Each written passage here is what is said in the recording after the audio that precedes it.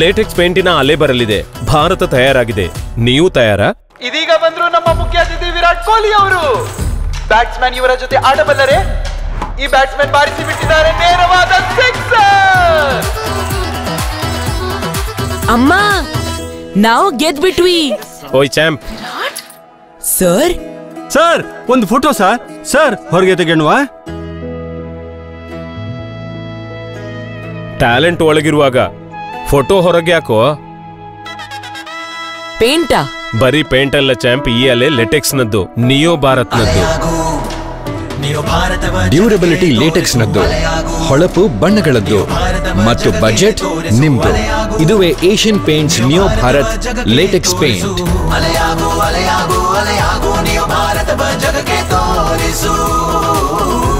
Asian Paints Neo Bharat latex paint ಈಗ ಮನೆ ಮನೆಯೂ ಆಡುತ್ತೆ, ಮನೆ ಮನೆಯೂ ಅರಳುತ್ತೆ.